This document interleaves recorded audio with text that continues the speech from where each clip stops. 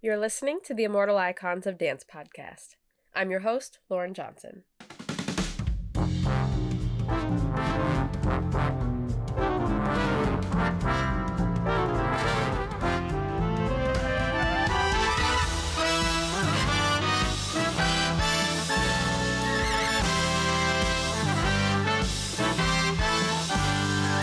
In this week's episode, we will be speaking to Nancy Reynolds, the Director of Research at the George Balanchine Foundation. Today, January 22nd, is George Balanchine's 121st birthday, and I thought that it would be fitting to learn about Nancy, who has spent so much of her career preserving Balanchine's legacy.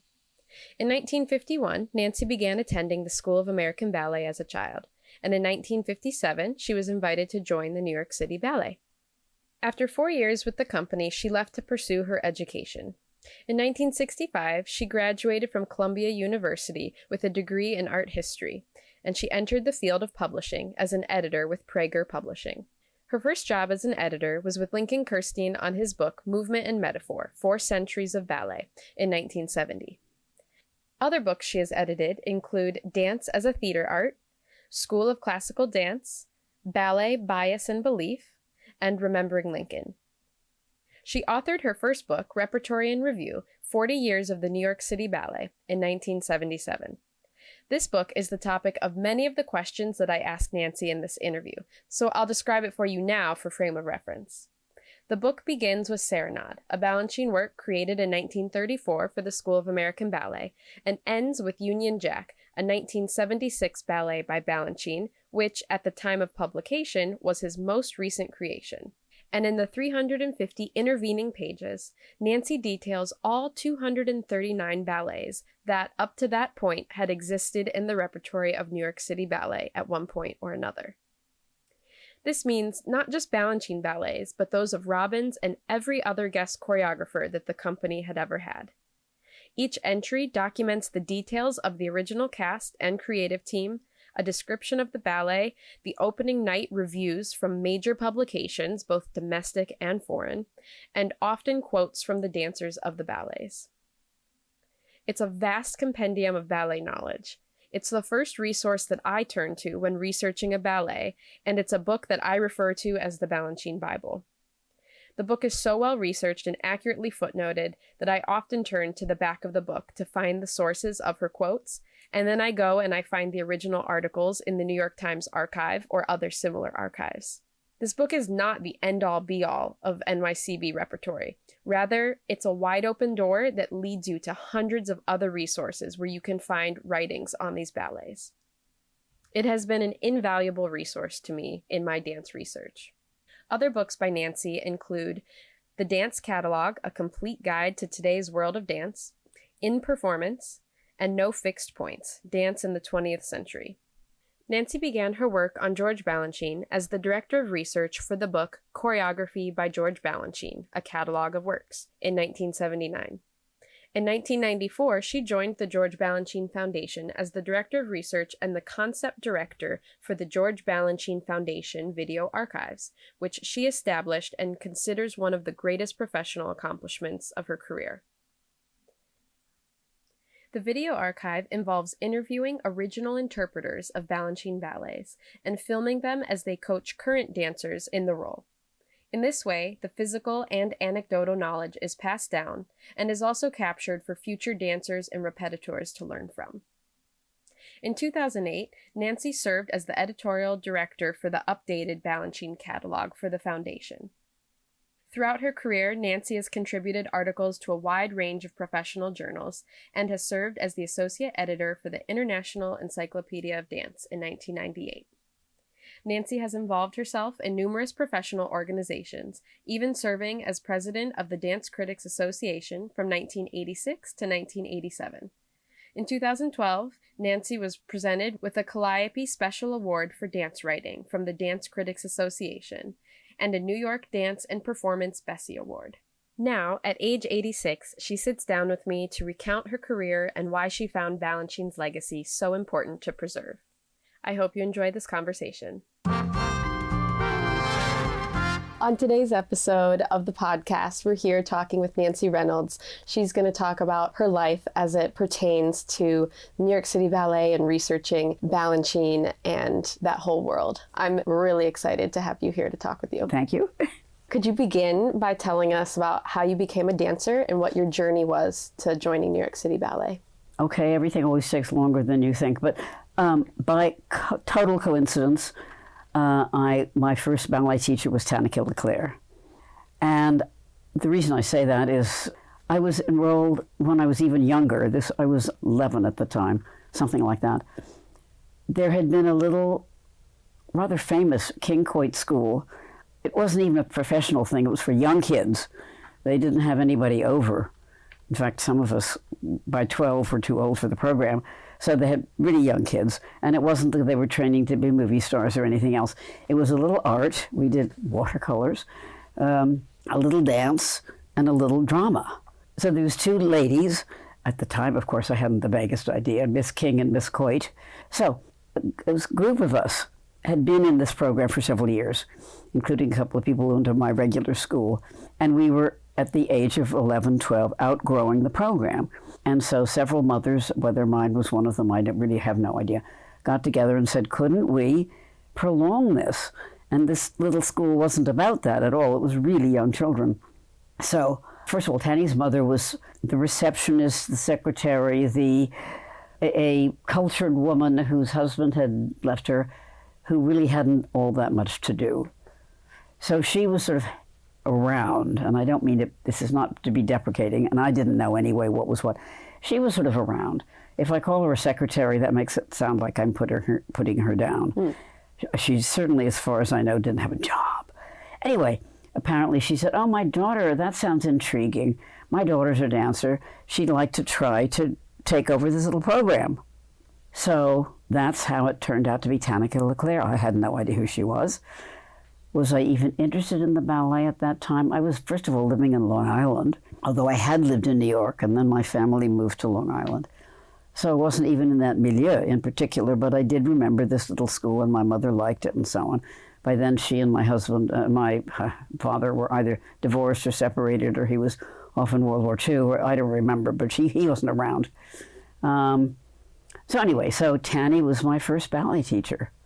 I will say what most people do. She was so down to earth. She wasn't like a prima ballerina.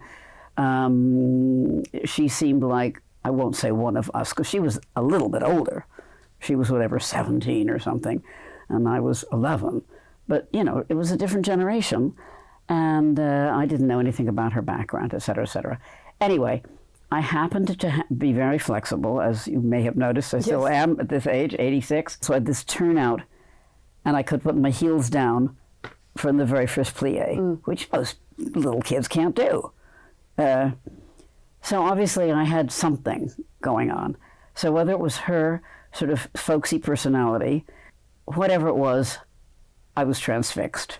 It's hard to say why. She didn't even last very long. I think this was just an experiment for her, and probably the company won a tour, or I don't know what. But we sort of stayed in touch. And the interesting part, I think, is that my mother, realizing I was very interested, said, well, what should we do now? Because this school, even with Tanny, was not a professional school at all. I went to a very proper girls' school, and they would certainly not allow me to go to SAB, which required, even for beginners, twice a week. That was too much. You know, a well-rounded young lady shouldn't be too good at anything in my day. So she asked Tanny, what's the next best step? And she said, oh, well, I recommend Madame Nemcheneva at Ballet Arts. Obukhov's wife, I didn't know it at the time. I had never heard of Obukhov. But anyway, so that was my first real teacher. And I went once a week. And I got more interested. After Nemcheneva, the next year was with Swoboda. I don't know whether that was once or twice a week. But at any rate, after that, I wore my mother down. And she allowed me to go 3 times a week. So I was accepted into SAB in, I guess, 4th Children's. So that was sort of my introduction. And then I was in A, and then I was in B, and, you know, became an extremely serious student and was taking 5 times a week, and da-da-da-da-da-da-da.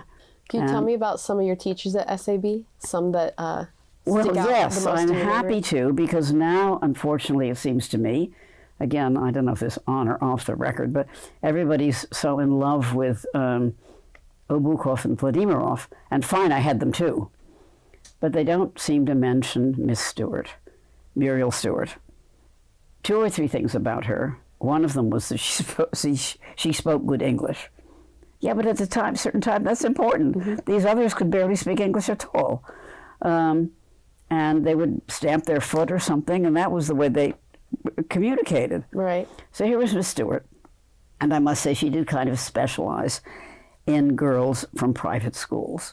So some of my friends were not from my class, because my Brearley school didn't approve of any of this. At any rate, so I managed to somehow get to Miss Stewart.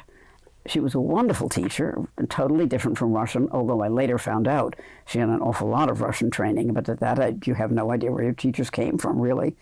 So I was very much appreciated her as a teacher. She was a big placement person, and arms. At those days it was, point your toe, bam, bam, bam. And she was wonderful with the upper body, which nobody ever spoke about. It was how many pirouettes could you do? I mean, the beauty of dance was not transferred by some of these Russian teachers who couldn't speak English anyway. They hardly ever made corrections, as I recall. You were just supposed to do their combinations, which, looking back, were very good for getting stronger. But there was, for me, no personal interaction at all. Although Dubrovska and Vladimirov once gave me a pair of toe shoes, so they must have thought I had some talent, but there was no real communication, except in the classroom. But with Miss Stewart, well, first of all, she put her hands on your body, which most of them didn't. Occasionally they'd do something with your foot. She was big on placement, and that was great. And I was always very weak in everything, even with this, I was over limber. So I never had a strong technique, even though I sometimes took 3 classes a day, but that was nothing to do with it. Anyway, so I went to SEB, forced children's. Then I got into A, then I got into B, then I got into C, and eventually it looked like I might get into the company, and by then I certainly wanted it as a profession, and whatever my mother thought of it, she had to accept that. I don't think that was her interest, but, so that was another kind of tug in the other direction. Mm-hmm. So that's sort of it. I don't know. Mm-hmm. So then how did you find out? I've heard different stories of how people find out they're in the company, in sort of unorthodox ways. Usually without knowing it. Yes. That's it. They find out in a second, third hand way. Yeah, so how did you find out? I don't know, except there was a group of us who seemed to be good, and they didn't use this word candidates, but it looked like I might be getting into the company. So I kind of knew whoever they was, had their eye on me, but nobody ever said anything. So I have, I suppose, a slightly unusual story in that Tanny, of course, meanwhile had gone to Europe, gotten polio. Balanchine was in Copenhagen. So I was auditioned by Vida Brown. But what they do at the school, still, I'm sure, and certainly did then, is they watch you all along. So you're not a big surprise. Some people were, and I suppose some of these men they later took because they had no men, they maybe didn't know what they had been like from the age of 10. The finished product looked good. But in any case, they really knew students. So Vida auditioned me, and with a whole bunch of other people, one or two who had been to the company and left, perhaps in disgust or something, and weren't taken back. But there were several of us, and I can't quite remember. But one of the people who got in when I did was Eddie Villella. I don't remember him. I don't remember a boy. But, I mean, it was the same year. We got in the same year. I think it's a riot. People, of course, never think of that. But so anyway, so just to Vida Brown, it didn't actually surprise me when they said, don't ask me who said you're in. I sort of kind of knew already that I would be, just because of the preamble. Mm-hmm. We did a combination from Bizet, I do remember that, and undoubtedly something else. Mm-hmm. And I don't really, I do remember some of the people who got in with me. Roberta Lubell, who was an older dancer, I mean like 25, not old, but compared to my age was just 19 maybe by then, or 18. Mm-hmm. So I don't know how I knew how I got in, but somehow I got in. And sort of the next thing was they didn't really have categories then that were named. So I don't know that I ever became a so-called apprentice.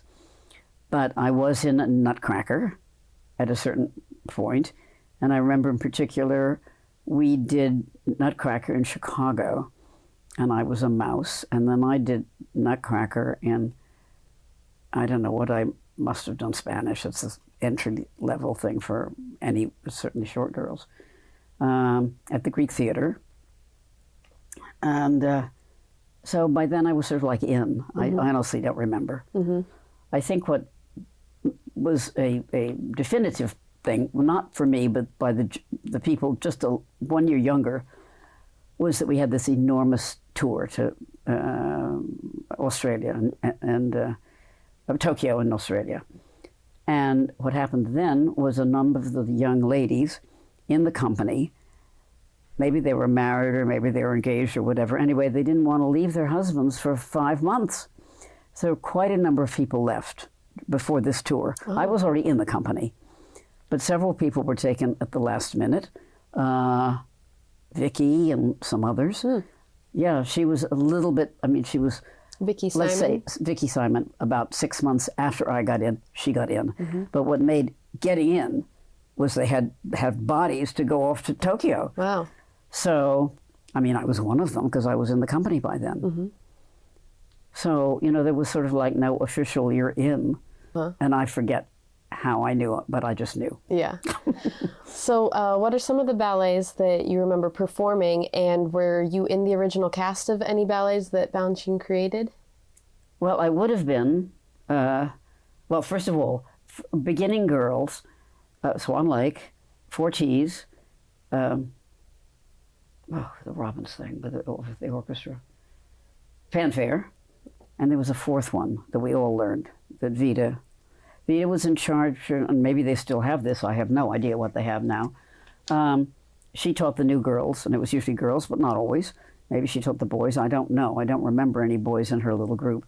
The steps. I learned my part. And, there was a fourth one. I was thinking about that in the taxi coming in. There was certainly a fourth one that everybody was in. And then we went on tour. And it was this famous tour, which I didn't know anything about, really. You're so tired. All you can do is not gain too much weight and show up for class. You don't know anything about the politics. You don't know what's going on above. What did this one do? What did that one do? I later found out a whole bunch of stuff. Tall Chief, quote, did us the favor of coming for 5 weeks, and then she left. Mm.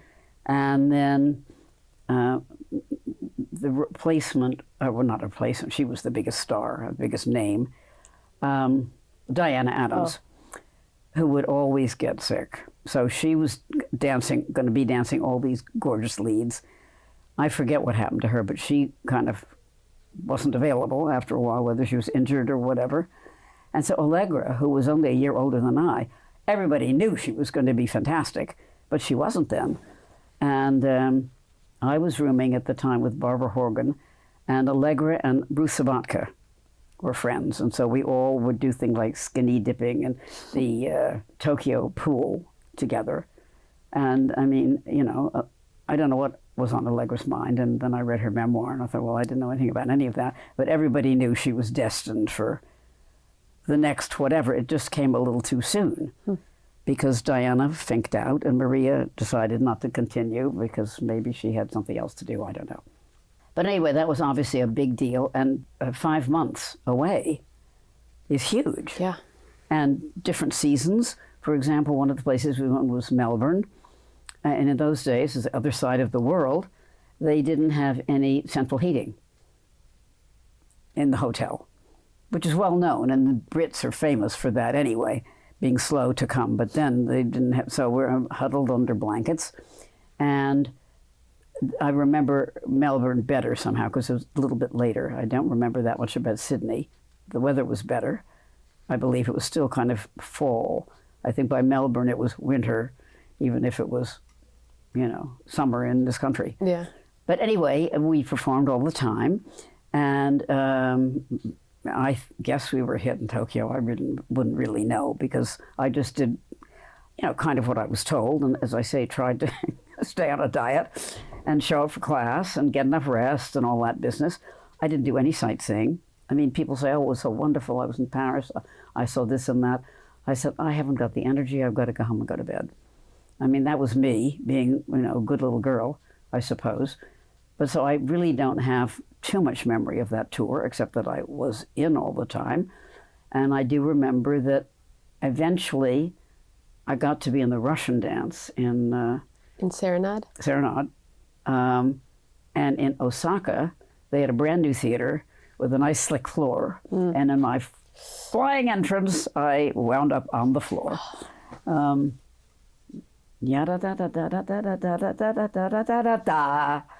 That was me on the floor. Yeah. Then we got back and everybody went to bed for several days.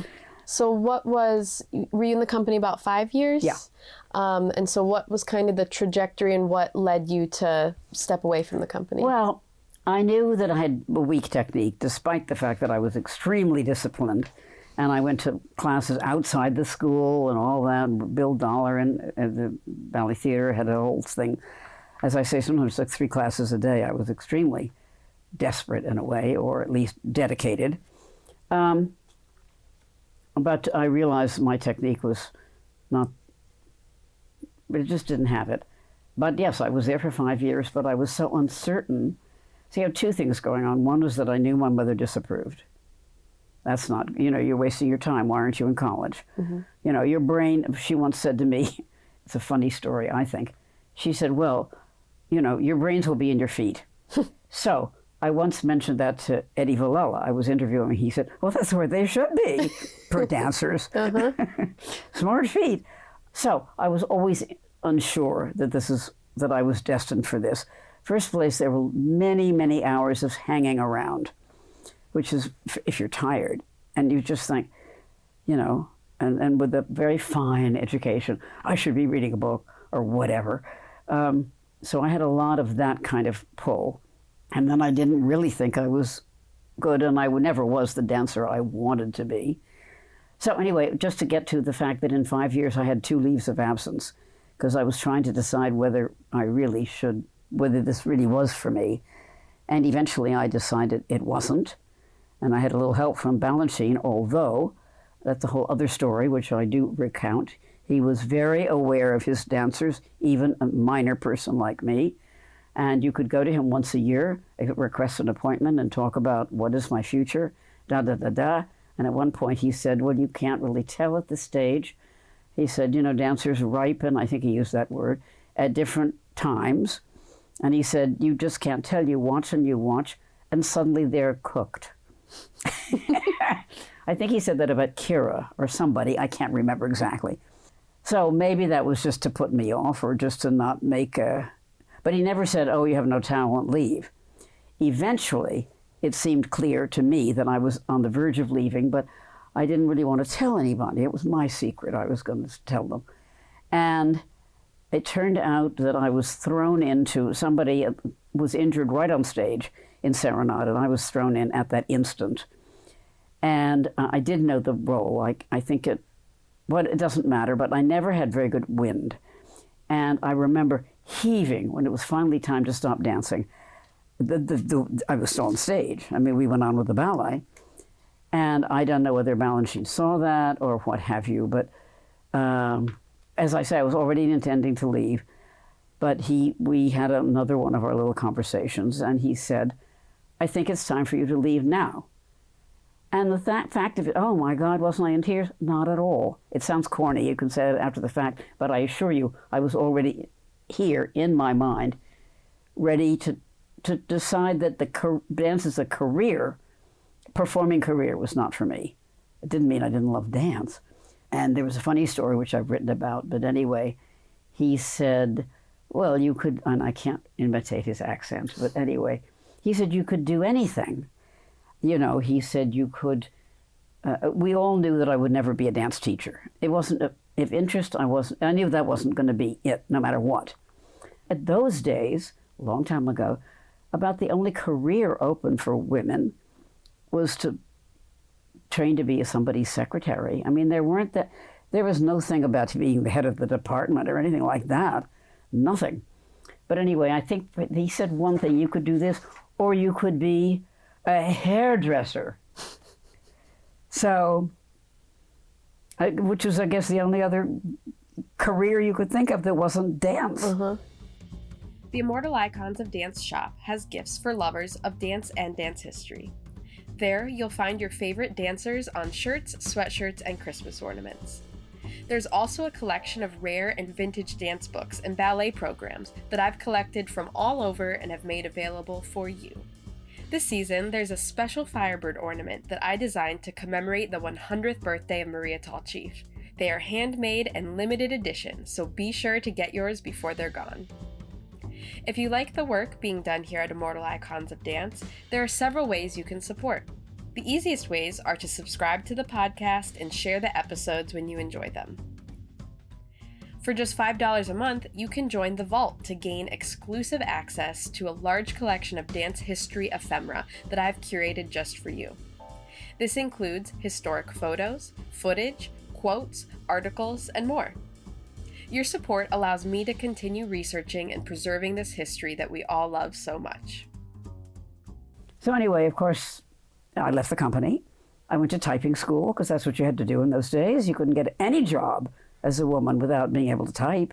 And of course, I had never had the time or the interest in learning to type when I was in training to be a ballerina. I was very interested in languages. I loved French. And in general, eventually I studied some German and some other things for other reasons. But so I went to typing school. I had no idea what I wanted to do exactly, but I did take typing tests at the UN because I liked languages, and at a couple of publishing houses.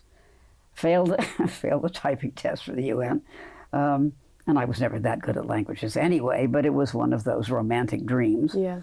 And I was accepted in two places. One was 20th Century Crofts, I think it was called, which is, I guess, an academic publisher, and the other was Prager Publishers. And, by then I had gone to college. That was it. Yeah, I went to college, and then I went to typing school, I guess.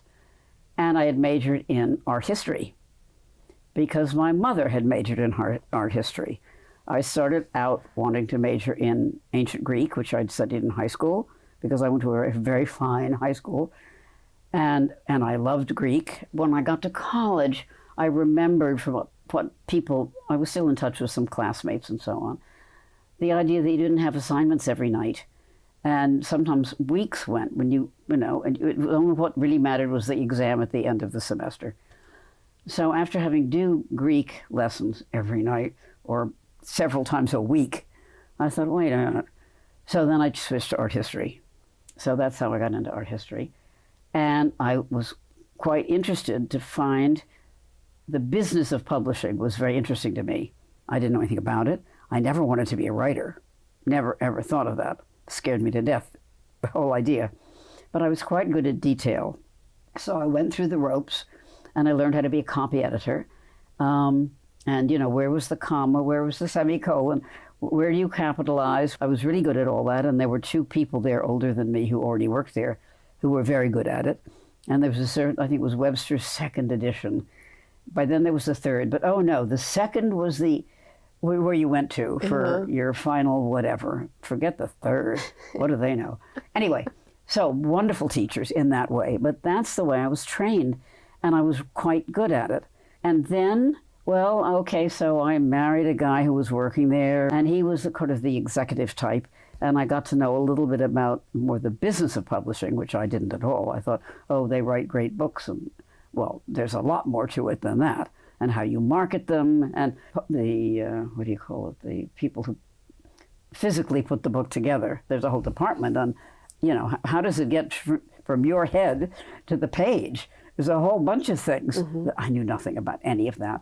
But I was married to this quite dynamic man who was destined for greatness. He eventually ran his own company. And after, 10 years really, but really more like 5, anyway, that was over. But the point is it introduced me to the business of publishing, which is a dancer and even a writer, you have basically no idea. And you know how you get permissions, and you can't just I think now you can, but pick a picture out and publish it. Right. And now you can with the internet. Apparently people do it all the time. But in my day, eventually I got a job as an assistant to an art book editor. And we went through an entire book, which was wonderful, American art since 1900. And it was her first book. She was experienced in publishing, but she'd never done an art book.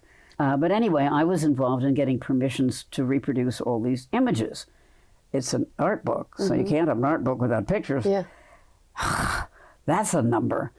Letters, you pay something, of course, but you have to get permission, and sometimes they don't even own the permission. Somebody else does. Who owns the rights to this photo? Oh, my dear, it's a scavenger hunt all by itself. Yeah. But it's very informational. I still had absolutely no interest in, I didn't think of myself as a writer at all. But it's all very good, information. But after a while, it was very restricting. In those days, it was 9 to 5:30 hours. And I was then a subway ride away, maybe not as far as you are, but yeah, I was in the Upper West Side. And Prager was on 4th Avenue and 12th Street or something like that. So a 30, 40-minute subway ride both ways. Anyway, so I was finally rather good at copy editing, and I was very interested in new books, and I was even asked to evaluate them to some degree. But I began to yearn for more freedom, and so I turned freelance, which you can do, which was good in a way. I could go to the library when I wanted. When I was at Prager, we had an art encyclopedia that was signed for. It was actually from France, and I was one of the copy editors, or obviously it was translated from French to English, and I looked over a lot of that stuff, and we were allowed to go to the library twice a week to do research, which for somebody who was confined to 9 to 5:30 every day to an office, this was... So the whole thing added to the fact that eventually I wanted more freedom in my own time.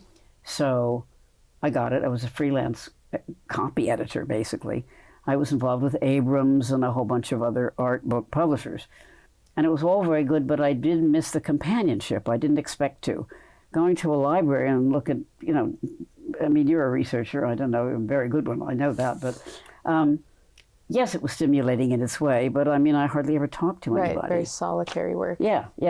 And I didn't realize I'm really not much of a people person, but on the other hand, I didn't have anything. I had one rather good friend. And then this husband, who really was a go-getter, formed his own company. And I was certainly around. We were still together, but at any rate, I wasn't on his staff, which is okay. Here was the thing. I was in touch with Alex Sherman, who was at that time Lincoln Kirstein's secretary. And she was so in awe of Lincoln. How she ever got that job, I really don't know. And at one point, I was just getting promoted at Prager to more than a copy editor, and the next step was to be a commissioning editor, to go out and find books to be published. And I think it was even Alex who said to me, I forget exactly, well, Alex, could ask Lincoln if he has any suggestions. So I said, well, sure. I didn't know what I was doing. I was a total newbie at that side of the publishing. So she asked him, and he said, well, there's this book I've been meaning to write. So my first author was Lincoln Kirstein. Wow. I was totally new. I didn't get, that happened. How that happened was deciding to go to, after several years of working with Lincoln, I had a whole new view of dance. That's one of your questions. Yeah. The transition thing. What did you learn from Lincoln and working with him? Everything, practically. No, I learned that you could write about dance in a significant way. Growing up, what did I read about dance? Memoirs of some old Russians. That's what I thought dance literature was. There were no serious books on dance, or hardly any, at least none that I knew of. I think I vaguely looked at newspapers from time to time, but I guess I knew who. At that time, my mother subscribed to the Herald Tribune, so it would have been Walter Terry. But hey, what did I know? And I wasn't into it in that way. After Lincoln, I thought, God, you can write about dance in a serious way and a lasting way. It's not a nightly review. That's what I learned from him. So I'll be in tears in a minute, but, you know, and it's not that I thought there was not just one stay, oh, I could do that too. Of course, I never thought that.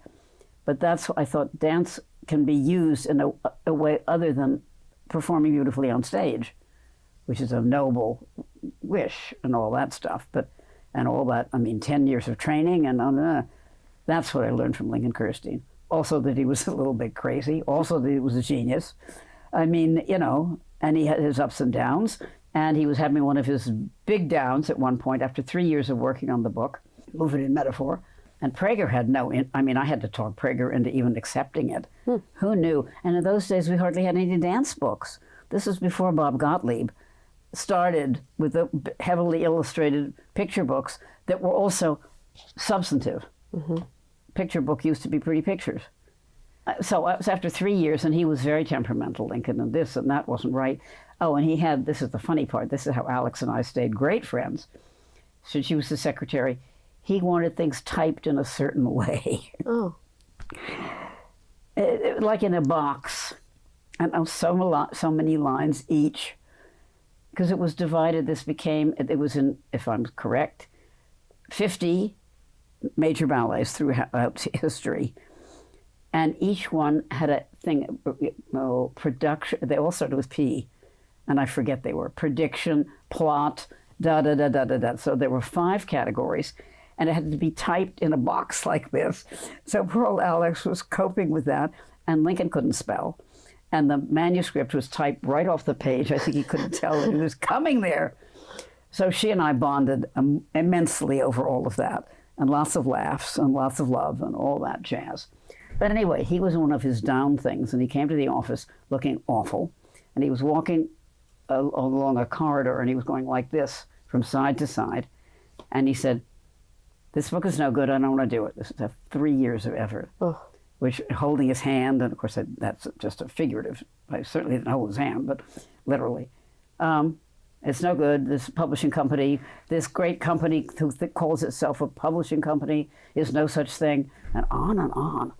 I didn't know what was happening, and I didn't know anything about these fits, and later I was told, oh yeah, this happens from him. He gets these highs where he stays up all night, writing entire books practically, and then he crashes, but I didn't know anything about any of that stuff. I knew he was eccentric, and I had heard a few stories, I guess by then, about how he'd invite you for lunch, not me, and I never got invited for lunch, but anyway, and in the middle of the lunch, he'd walk up and without saying goodbye and just disappear. Oh, that's a famous story. Several people who apparently were even friends and have a nice conversation or whatever they were doing, it was like, oh, I'm tired of you, and he wouldn't even say goodbye. He'd just walk out the door. Anyway, so I think it was me, I don't know who else. Prager wasn't really behind it because we had no background in publishing dance books. Nobody did, really. Whether it was me, which I doubt totally, but I certainly made a good case for continuing, somehow he agreed to go on. Somehow or other, and I really couldn't tell you how, we got it through. Mm-hmm. Weathered this storm. It was fantastic. He had all these contacts, all these incredible artworks from Europe and all that stuff. He knew everybody. And he was the kind of person, he didn't shy at all. He did all the permissions himself. That's with the other book I mentioned, American Art Since 1900. I was sort of guided, but I had to do all the legwork. This, he did it all because he knew everybody. Mm. And it was all just fantastic. But, and I will say that he had another book in mind. He was pleased with my work, apparently. He gave me a nice little something in the back there somewhere. And then he had an idea for another book, and it was going to be different because we wouldn't have to fight a publisher, which I represented. This whatever publisher he was trying wouldn't have it, so that never happened. And I honestly don't remember what the book was. But we stayed in touch for ages.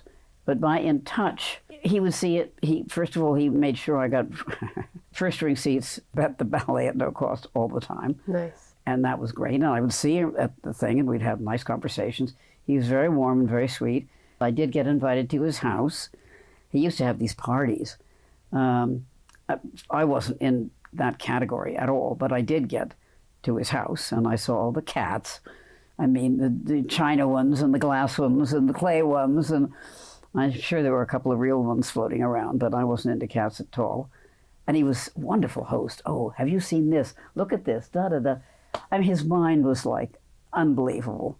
He knew everything, and incredible curiosity. I mean, French furniture, you name it. He could write about it, and he was into it. And as I say, that's, I guess, why he was up all night. I was not up all night with him, God knows. But, I guess it must have been after that I was going to go to Germany. That was it. That must have been the time sequence. Eventually, I wanted more freedom from my husband. And I'd always wanted to live in Europe. And, so I had plans, and I wanted to learn German. That was another thing, because I was getting into all this research. And in the early days, there was no discipline of art history in English that I knew of. Certainly Columbia didn't offer it or anything like that as a major. But the Germans were the forerunners in all these tomes of volumes organizing knowledge. But they were bloody written in German. And so I was very eager to learn German. I studied German for several years for that reason. So I had made it up my mind to go live in Germany. And like practically the night before, practically packed a suitcase, not quite, but more or less that timing, I got a letter from somebody who said, how would you like to write a book on the New York City Ballet? I'm not kidding, it happened like that. Uh-huh. I never saw myself as a writer at all. I was like a sort of a technician underlying how things got done. But, expression, artistic expression, I didn't know how to write. So I went off to Europe. I said, I can't, I'm leaving for Europe.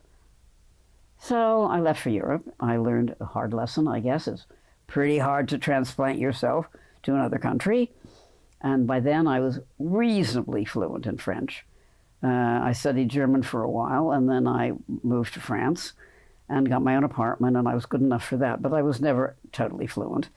And I did have by then a boyfriend, and he introduced me to some people, but I didn't know any French slang. After about 6 months, I realized that I was free enough to go to every monument in Paris, but that's not a life. I hadn't built a life there, let's put it that way. So I came back, and my husband took me back. So I thought, well, I'm not quite sure, but, well, maybe I could take a chance. So I called this guy, Bob Cornfield, his name is. It's known in dance circles, Robert Cornfield. He was a literary agent. And I said, I'm sure by now you found another author for this book. And he said, well, as a matter of fact, I haven't. And so I signed up not knowing what I was doing. Anyway, I know one of your questions is how long did it take? Well, it took me 5 years to figure out even what I was doing. And for the listeners, we're talking about Repertory and Review, correct? Well, it's now Repertory and Review. Getting a title was, I don't know whether that was me who eventually came up with it, or the book he wrote, Movement and Metaphor. Oh, that went through I don't know how many, because the publicity department had to weigh in, and this one and that one, and it wasn't just Lincoln. He had, I don't remember who came up with Repertory and Review. I honestly don't. Mm-hmm. So then when I said, Bob Cornfield got me an agent, Dial Press, and I started. And one of the reasons it took so long was I was petrified of it and very unsure, and I kept my sort of day job as a copy editor half-time. Mm. So I wasn't working full-time at all. Mm-hmm. But eventually it got done. Mm-hmm. And then publicity departments never do it as much as you think they should. But there was a party, and guess who came to the party? George Balanchine. Hmm. I didn't invite him. Some of the publicity people of Dial Press must have invited him. Mm-hmm. No chance in the world that he would actually say yes. Well, he did, and Lincoln was there, and da-da-da-da. And the famous picture of him and me, people say, oh, who took that picture?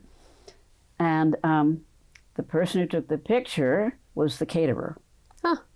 Well, this was, I'm sure, very low budget, and I don't even think a photographer had been, except for the caterer brought his own photographer to photograph the cakes and the this and that.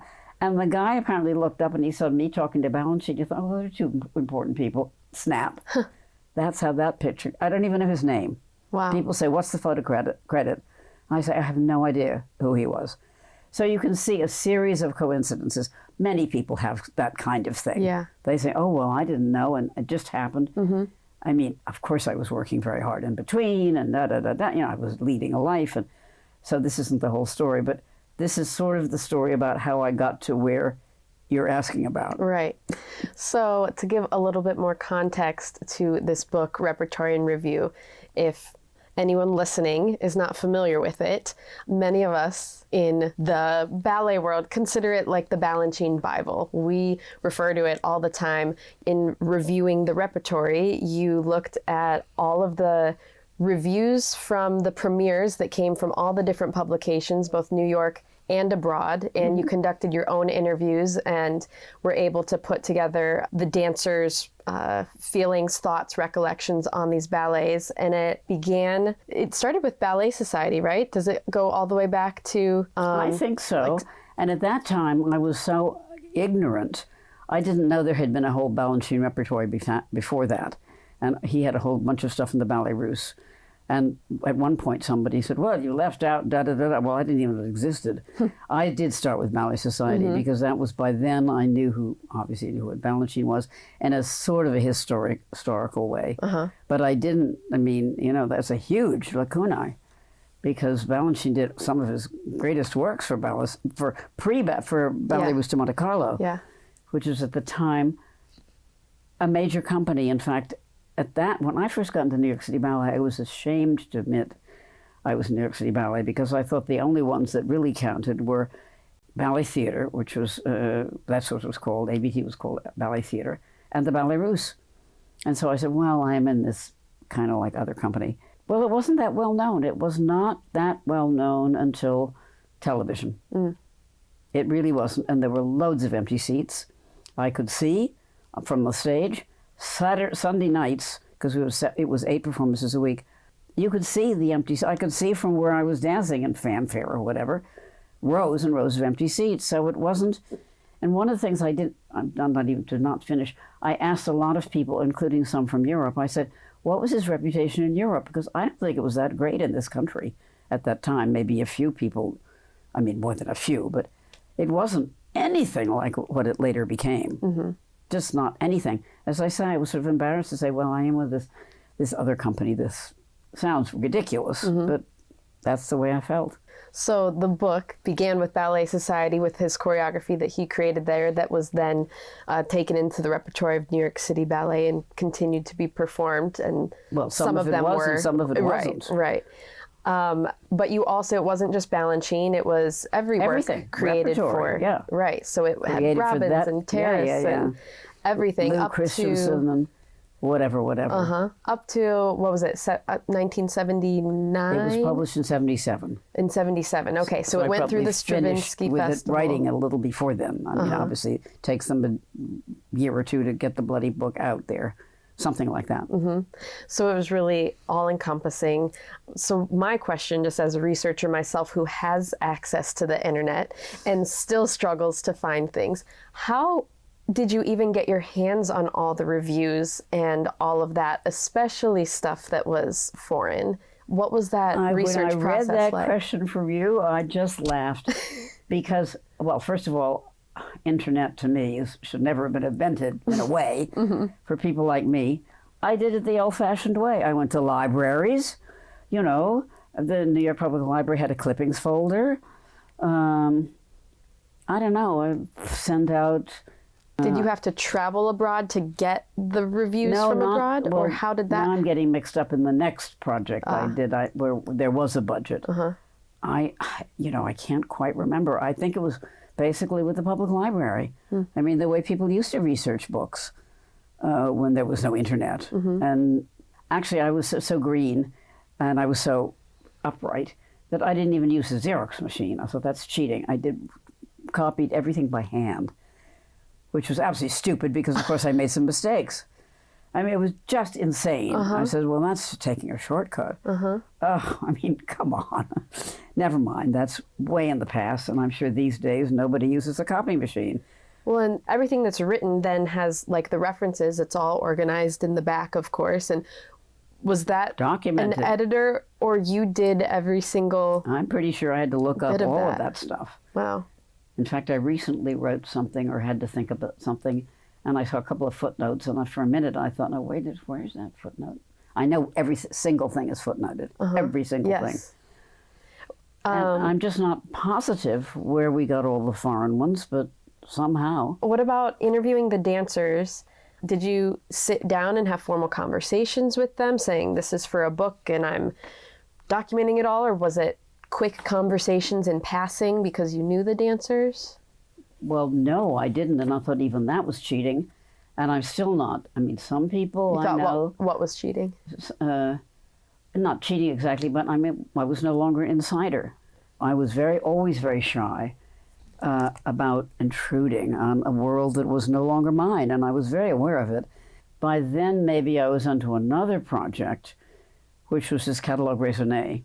I can't quite remember what came first. And for that, I had a fabulous editor. And by then, also, because I was involved with book publishing, and my husband, who was the publisher, hated to travel, he would often send me to Europe for the Frankfurt Book Fair and other things like that.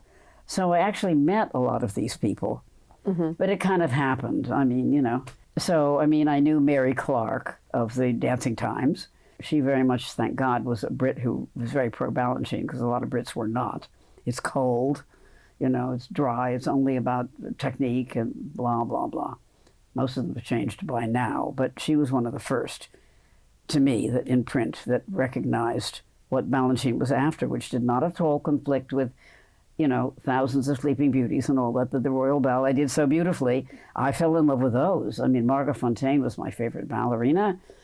So for me to tell you exactly what happened when, I think a lot of it was, and then I was working with Selma Jean, and I know that came up in one of your questions. I don't know how you even knew that she was involved in so.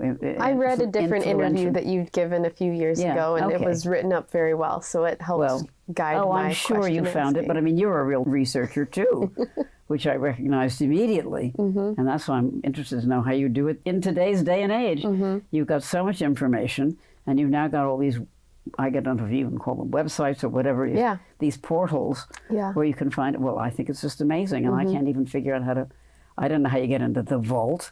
I would like to. I donated $5 or something, which, well, now what do I do? As always, I highly encourage you to check out our YouTube channel. There's a video version of every episode if you're more of a visual learner, but beyond that, I've created a playlist of videos that are relevant to each episode. More than anything, I want this podcast to be a gateway or a launching point for you to begin investigating a piece of dance history that you maybe haven't engaged with before. My interviews could never capture the entirety of someone's experience with these great icons of dance, but the conversations we have here can lead to you discovering more. The playlists include old interviews with the dance icon, vintage footage of them dancing, and I've also included links to books that they've written. I try to provide as many avenues as possible for you to continue your own learning experiences. Forgive my curiosity about this one topic, but I reference the book so much, I'm just so curious about it. Do you still have notes from the writing process? Did you I understand you're saying you don't remember, you know, how everything happened necessarily, but you quote the dancers extensively. So was that handwritten notes during an interview, or would it be one interview with Patricia McBride and you would just talk about several ballets, or would you say, okay, right now I'm researching this ballet, let me talk to these dancers just about this topic? It's really so hard to say. The one thing I could tell you about was interviewing Balanchine. Tell me. That was one-on-one. I mean, there was somebody listening in, of course, to make sure that I didn't say the wrong thing, and that was a big deal. I got the idea somehow. Everybody keeps saying, oh, ballet is so wonderful, or dance, what have you, because it's of the moment. And I thought to myself, being a book person by then, I don't want something is here and 5 seconds later it's gone. I want to find a way to make it permanent without being stupid enough to think you could reproduce dancers dancing.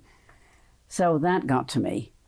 And that sent me to critics in the full realization that critics didn't always know everything, God knows, and some of them weren't even in a position to write everything. They didn't know enough. Or in the old days, I'm sure you know this, the New York Times had a deadline, and sometimes they missed the last ballet. John Martin, very famous, I think he missed the last movement of Bizet or something or other. He couldn't review it because he had the deadline. So, I mean, there were lots of, I realized right away that reviews in themselves, in and of themselves, were not the whole story. Mm-hmm. And, but I guess I always wanted somehow to make it more permanent. Leave a record. And how many people could leave a good written record? I mean, even the critics, I mean, they can't get inside it. And I guess that's what sent me to dancers, and God knows to Balanchine, after all. That was... So how exactly did I do it? I don't know. Mm-hmm. And I'm sure people recommended me to people that they knew.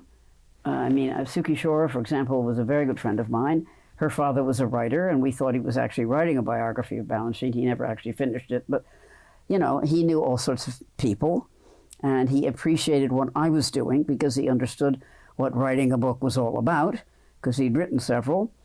And he didn't say, oh, well, she just is a would-be ballerina who didn't make it. I mean, nothing like that. He thought writing a book was, you know, a distinguished ambition. Mm-hmm. You're starting to talk about the idea of wanting to preserve and keep and give dance longevity. For me, there was a moment that kind of clicked for me that this is what I want to do, or I feel, you know, led to do. I was taking a class at Steps on Broadway. Suzanne Farrell taught an open class, and I thought, well, I'm not a ballet dancer per se. You know, I didn't go to SAB or anything. I would never have this chance in any other way. Yeah, sure. But I've read her book, and I know, you know, I enjoy learning so much about Balanchine and the company that I thought I need to go and take her class and just experience this. Well, that's just it, firsthand. Me too. I always thought, you know, one of the things I always say that maybe makes Repertory and Review valuable is that I was there. And of course, as time goes on, fewer and fewer people can say that. Yeah. Or people would talk to me of some of the information I got from talking to people who were in the company, or one of my good friends was Francia Russell, and Balanchine liked her very much, but she was not destined to be an important dancer, important stager, and he liked her a lot, and he talked to her a lot, that I know. So you make these connections that you don't necessarily, it's not like I asked for an interview. This was around. Yeah. Just what you're saying. Yeah. This was a chance to do something. You couldn't even say what it was, to know more about something you're already interested in. Yeah. So I think that's part of it. So people sometimes encourage me to research or post more about other dance companies and choreographers. You know, they say, well, why don't you spread the love? Or what about this company? What about that? And I go, those are valuable topics too. It's just not what personally interests me. That's just not what I'm super passionate about. And I think my time is better spent on the things that I just care a lot about, because I think then that translates. You get to all these nooks and crannies. Better, yes. Yeah. So you have researched other topics before, but what draws you back to Balanchine and City Ballet? Well, I mean, he and Lincoln were the two most influential people in my lives. There's never a time that I won't consider that, you know, I got married and I had a kid and I had all these other things which are great in their way. But no, nothing will ever mean to me what that feeling or that experience did. And they were two very different people, of course. But and starting with Tanny, of course, that was a romance in a totally different way. At 13, she took me backstage after La Valse. And she got out, showed me her costume. But you can imagine. Wow. Well, exactly, because I was her pupil. So Tanny took me backstage, showed me her costume, showed me the jewel that she had, and she said, oh, Karinska got this off an old brooch. You know, what more do you need to be influenced and inspired out of this world? So, I mean, I was there. I was there mentally or spiritually. And in fact, to the extent that I really poo-pooed Massine and other choreographers, Now, I wish we could see more of Messine. I think there was a lot more than the few popular things remained, because there was no way to preserve them. There was no company to dance them. There was no money to do blah, blah, blah. I am sure we're missing a lot. And now that I've been in dance history, I much more see what we missed and can no longer be repeated. And that is certainly one of the inspirations about not Repertory Review, the next thing, the video archives. Yes.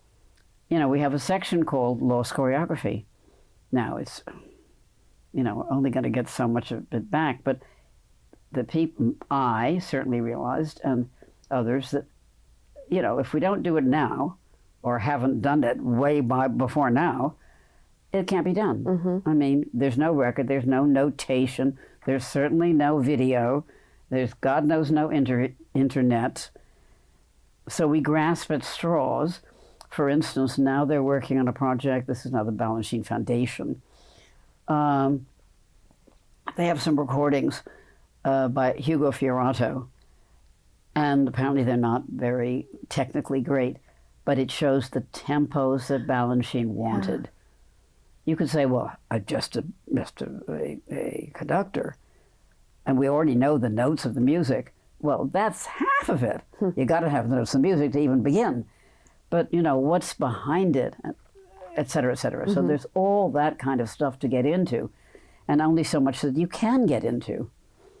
But we just had a very interesting, you haven't asked about it, and maybe you don't even want to know about it, but the video archives. Yes. Let me jump in and give some context for the people who don't know. I know, because that is jumping way ahead, but still. No, that was a good transition. I do want to talk about the video archives next, but that's a project that you, what would you say, that you had the inception for, that you founded, and it's a part of... I like to say I conceived it. Conceived it. Founded is one thing. A lot of people found things, and they're very good. And founded and directed it. I didn't found and direct it. I created it. Yes. I was lucky enough to be able to find a way to make it happen with various other things, which I could go into or what have you. But no, I created it, and they give me credit. How about tell it from the beginning to an audience member that doesn't know what the video archives are. What is the project? It is videoing dancers being coached by coaches who either, if you're lucky, created the role of Balanchine. Of course, the further on we go, there will be fewer of them still alive. But we did get Melissa Hayden, Maria Tolchi, Freddie Franklin, these people on whom Balanchine created some of his greatest ballets, to talk about it. And my ingenious notion was, it's not just an interview, to get current dancers to execute it right in front of you. What are the steps they're talking about? Because even if people talk beautifully about a battement tendu, if you don't know what that is, so it's just it's a word on maybe a piece of paper, or if paper's been abolished by the time you get to it. The idea was to be like in the room as a masterpiece was being created, knowing that literally you couldn't do that. You couldn't bring Balanchine back, obviously. But the people who worked most closely with him, particularly the dancers on whom he created the choreography. And they were all too old to demonstrate anymore, to get people who could actually dance the steps right then and there where they were talking about it. So it wasn't just an interview. People say, oh, you interviewed this one, that one. Yeah, okay, they can talk as long as they want, and good for them. But it's not the same as seeing somebody dance it. Yeah. That's what dance is. I've watched several of them, and you're saying, you know, that the dancers, the original dancers, for the most part, can't demonstrate. But the first one that comes to mind is I watched Violette Verdi and Conrad Ludlow doing the Midsummer Divertissement Pas de Deux. And just the way they naturally go back into the partnering, the way that their hands still connect, even if they haven't rehearsed it or practiced it at all, like, it gives me chills. Even just seeing them gesture through it. Nobody can verbalize that stuff better than Violette. She was incredible. The way, and she again would, like so many, would bring me to tears sometimes with her descriptions. You didn't even have to move. But to have her, she was like the best, to get to the heart of the matter. And she was wise enough to know that not every little movement has to be discussed, because otherwise you'd never get out of there. It would be tomorrow, and you'd still be talking about this little curl of a finger. Yeah. She understood the essence of the work, and plus the informational value of the actual steps. Well, I'm glad you've been able to watch, but they've gotten quite a lot more lenient, thanks to people like me who pushed and pushed to make a lot of this stuff available on a limited basis to people who have a good reason to need them for research. And then people are trained to be répétiteurs, which means they pick up quickly and very good. They have to be, because Balanchine was very brief in his, everybody says, you have to really be on your, quote, on your toes, listening and concentrating like crazy when he shows, because he may not even show it twice. Or maybe, if you're lucky, you'll get a second time. Or maybe it was the second time, but he'd already changed it a little bit by then. Yeah. You had to be so attentive. I mean, Patty will say that, Suzanne will say that, all that. It was all brilliant, but you had to work like mad to get it from him, because he demonstrated, they will all say that, he hardly talked at all. People always ask me, well, what did he say? And I said, very little. And I think by now people understand that. I said there were practically no pearls of wisdom verbally. He was great at making jokes and making things that knew he was sort of like inside the essence of the thing by the kinds of things he would say. And he would make jokes with certain dancers, not nastily in a way, but he got at their essence in an amazing way, which often got a performance out of them. He knew he was the greatest coach there ever was, I'm sure, in getting stuff out of people that they didn't know they had. I mean, I'm not saying anything new, but I witnessed it, so I can say that part. Yeah. So that was sort of my interest in somehow making permanent something that really can't be made permanent, but more permanent. Yeah. And more sides of it that will get you somewhere, not at the center, because you could never be Balanchine and you never know what's in his mind. And also he was a working person, and he was influenced also by outside circumstances, like a labor strike. He couldn't use those dancers after all, or somebody got injured, or who knows. He wasn't in control of the whole thing. Right. He was king in his own rehearsal, but not in the trappings of a performance. Right. Everything that I read and hear, that he adapted very easily and without ego. You know, when, okay, it's time to film this in smaller stage or harder ground or whatever. There wasn't an ego of, well, it must be the way I had it, that he was adaptable. The one thing I heard about, which I wasn't, well, I was partly there, but I wasn't part of because I'd stopped dancing by then. This thing you may have heard about, in Berlin, I forget how many, 12 or 14 ballets were filmed. I happened to go because I was traveling at the time and I knew Mark Shore very well, and he was going as a research thing, and so I was involved part of it. I certainly wasn't a dancer. I did see some of the scenes. I think one of them was Agon. Karin was doing something or other.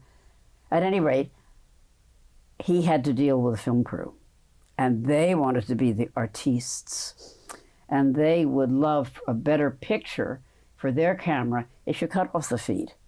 I mean, on and on and on. And then they would stop all the time. They'd run out of film every 2 seconds. And here are dancers warming up all day long, ready to go with their bloody toe shoes on for umpty-ump hours. And some of the things, I gather, have never been seen because he said, you can't show it. The music's off. That wasn't the fault of dancers or maybe musicians who synchronize the music with the steps. There are a couple of things that I understand, that have never been seen because he took one look and said, it's off the music, you can't use it. So on and on, just to say that he wasn't these were contingencies way beyond his control. Why he did it is maybe by then he finally saw that some permanence of his choreography being actually photographed would be worthwhile. Some people said they offered him a lot of money. I don't really know the reason. I do know the reason, the fact that he was very dissatisfied with some of them, but I've seen some of them, and I thank God he's got those. You know, so it's, you know, he was king, but he couldn't control everything, and he certainly couldn't get inside a dancer's body and tell them how to dance. But he was a genius in getting out of them whatever they had in there. What would go into curating the videos? Because there's a lot of different moving parts. There's, deciding who to have coach. Obviously, it's obvious if the originator is still living, but sometimes it's a second generation person. How would you choose what dancers would demonstrate? And then, you would do the interviews, but you also had other dance writers that would interview. So how did all those pieces come together? Well, at the beginning, first of all, I didn't know what I was doing. My background was words. Video, I had no idea what to do. I didn't know anything. And I didn't like it, really, because I was used to saying, the comma goes here. That's not very relevant. So from the very beginning, I had a fantastic person to help me, Virginia Brooks. So she was a huge help at the beginning in telling me certain things that couldn't be done, wouldn't look good on camera, were out of range, were this, were that. We had very low budget, only one camera, which at first I thought was fine. And in fact, often, and now we've got 6, I think it's way too many choices. Yeah. At one time we had one overhead, and even I said, knowing nothing, I always said I don't know anything, but I said, why the heck do you need somebody up there? And they took it away eventually. But it takes up space in the room, which is why we have very little space for spectators, because there's no room, because they have all these damn cameras. And I don't know what they all do. But as I said before, I had this one thing, my own interview, where the camera this one camera was focused on somebody else. I was talking, you could hear me, and it was photographs of somebody else's face. Did I know that? Of course not. You're so busy trying to do your own interview. And the other person, which was me, was not in the picture. Mm-hmm. So you don't know even what the crew is doing. And they half the time don't know what is best. They've been tutored like crazy what's needed.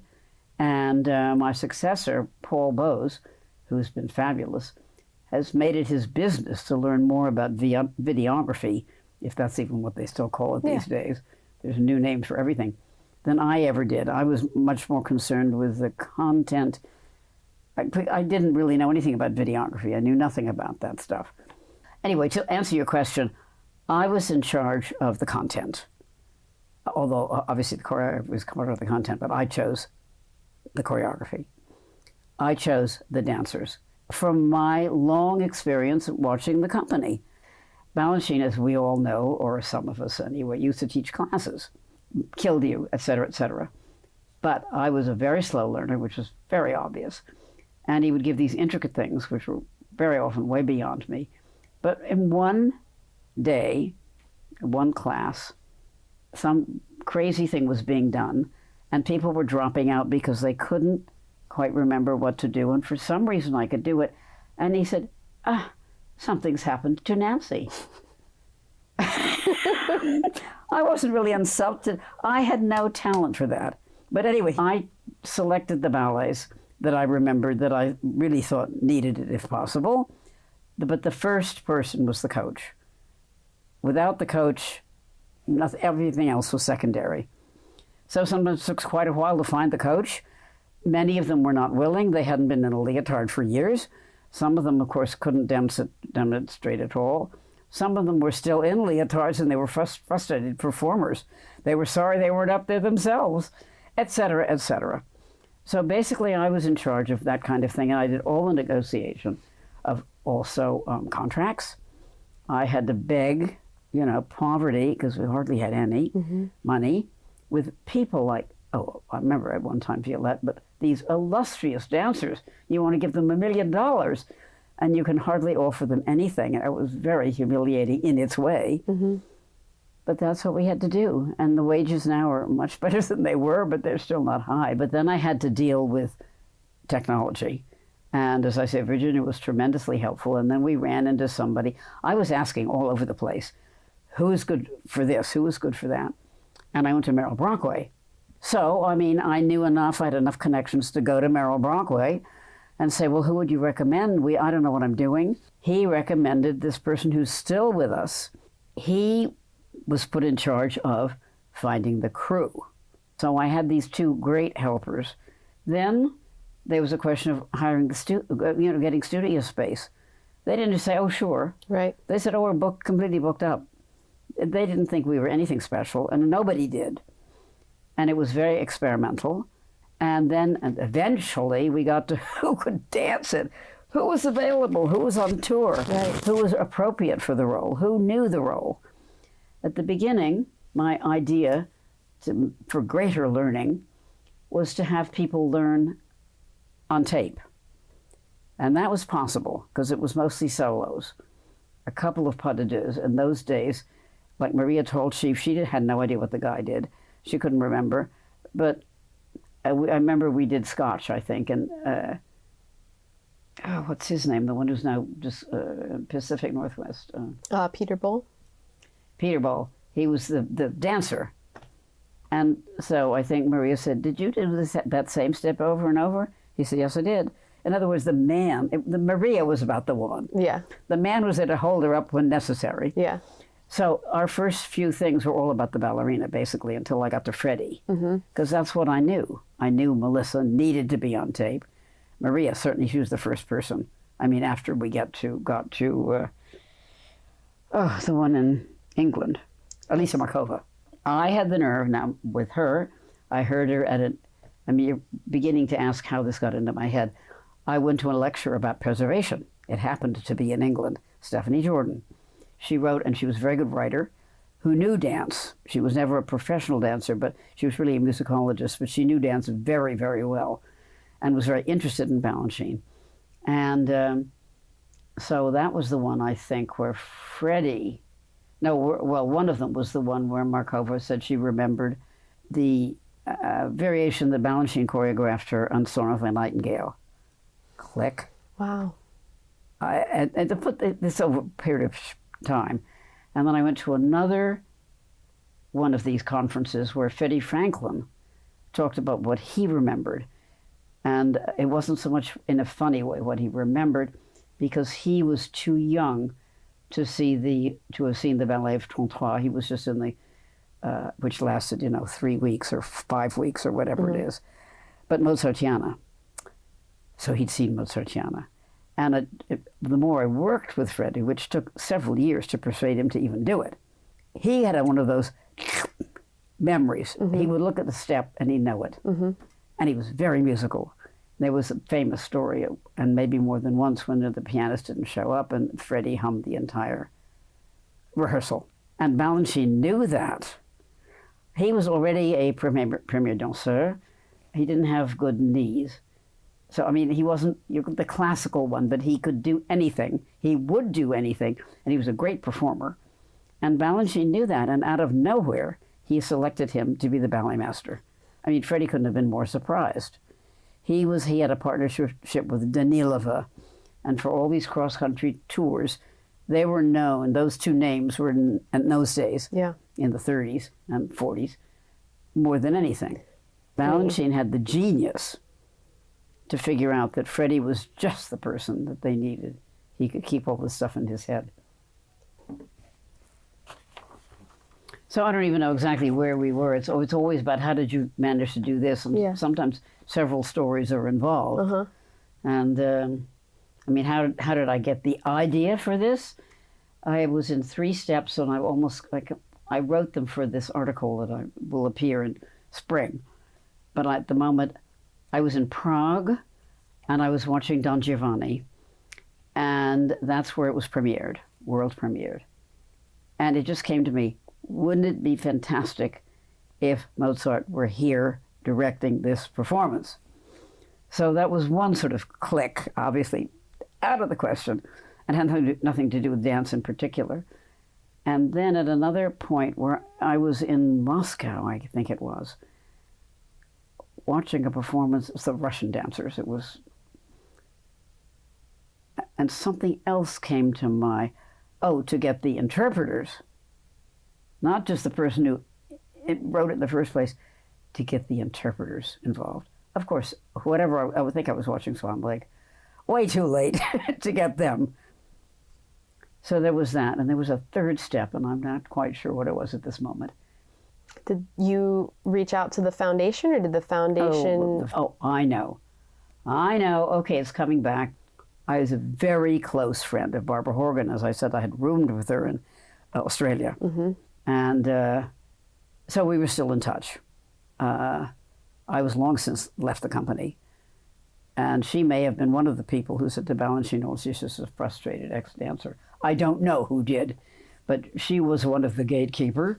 She finally said, well, okay, but don't let him see you, because he was still alive. I wanted to video Misha, Learning Prodigal. So anyway, so I think I mentioned, Barbara and I would shoot the breeze from time to time. How was she coming along? She was trying to get money for the thing that eventually got done. That was also a hard sell, and there was no money. I mean, what were we doing? We weren't doing any money-making thing. With Merrill Ashley, I forget what that's called too. It's now been on the technique videos. Yeah. And what was so exciting about that was that Suki, rather just in talking about it, she illustrated it not only with dancers, but with selections from his choreography to show you how he had used, it was just not just, oh, he likes the rondezvous this way. Here's how he used it in one of his greatest ballets. I thought that was such a wonderful thing. So I was, very, but anyway, so I was still in touch with Barbara. We talked about this and that, and she was still trying to raise money for her thing. Oh, and then the other piece of the thing was that my father, in his will, didn't leave, and this is what is irritating to me, but never mind, me any money. He left some money for me to spend as I saw fit. It never went into my bank account. People always write that I inherited this money. I did not. Yeah, whether that matters or not, but it was never in my bank account. So I thought, what am I going to do with this money? And I forget how much it was. It was quite a bit of money. If I give it to one company, they will think next year is more of the same, and this is a one-time thing, which is perfectly obvious. And it came around to this notion of this idea. And Barbara said to me, well, I'm really busy, but yeah, sure. It's okay, but don't bother me with it. Which is about the best thing she could have said. She kept right out of it, and I could do what I wanted. Now, I didn't have an unlimited budget. That was quite obvious. And then, as I say, after this thing was Dame Alicia and the Freddie Franklin, and it all came to together somehow. And so when we got back home, and then, of course, I went to Maria Tolchi, trembling. I had danced with her, but she was Maria Tolchi, and I was never an outgoing person. So to pick up the phone, and because that's what we did in those days, to call her, am I still on? And she thought it was a wonderful idea. Well, what better way to start a new project than when Maria Tolchi saying there is nothing more important in the world than to preserve the work of George Balanchine. I was just lucky in a way, but of course I did ask the right person, and I guess I knew that. I had mentioned this to Todd Bolander because he had a long history with Balanchine. He didn't have the star power, but okay, he had some ideas. You couldn't get better starred. Jacques I didn't know well enough, and he was too young in a way. He had a name, but there was no name that was involved after Firebird as this equals New York City Ballet. It was Maria Tolchi. Yeah. And so I had begun. Again, we still didn't have anywhere near enough money. It so happened that it coincided, or nearly so, or within a few months, of a big bull market in the stock market. For 2 years, it was nothing but up and up.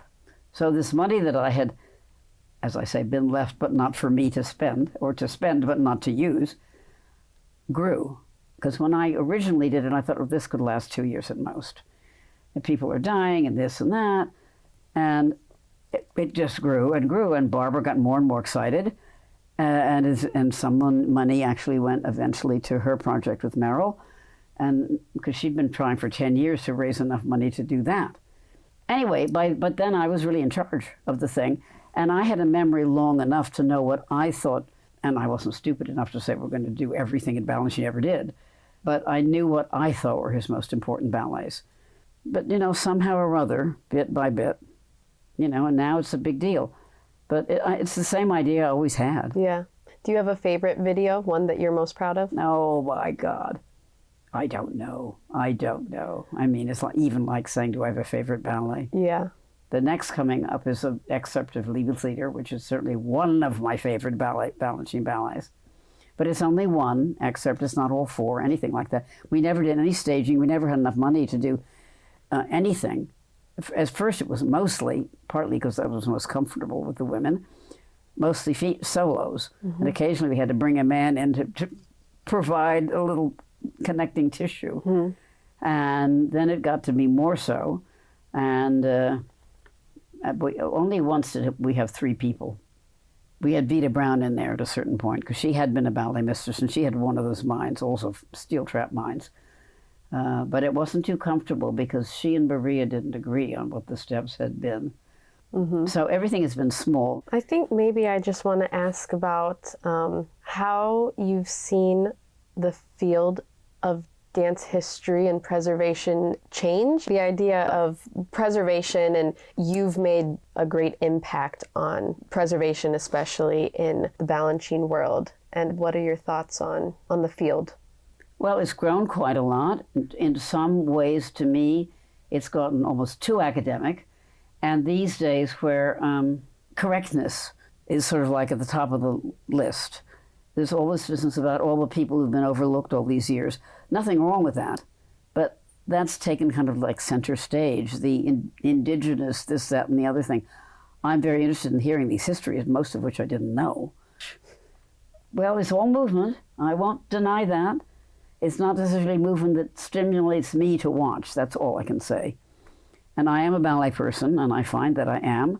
Even when I've tried very hard, when I was doing more writing, I really did inform myself on lots of modern dance that I went to that probably I wouldn't have necessarily chosen to, and tap and this and that. Because at first, when I began as a freelance writer, I was writing about all kinds of things. But in the end, what was in my heart? It was ballet, beautifully executed. Still is. Well, I would like to thank you on behalf of myself and researchers everywhere who have used all these resources that you've created for us. I'm very grateful that they existed and that you put all of this time and so much of your life force into these projects. So thank you. Well, you're quite welcome. And my wish is that some of these video archives could be more available. We've made a lot of progress to get them incrementally released through permissions and all that, because the trust, their whole thing is to keep the ballet not necessarily as it was, that's my thing, as Balanchine did it, but in good shape, representative of Balanchine. Mm-hmm. And so they do guard it very closely and so on and so forth. But anyway, yes, at art, what draws me to Balanchine? Well, everything I've just said. Can't say it better or again, or I've said it enough already. Right, right. Well, that was great.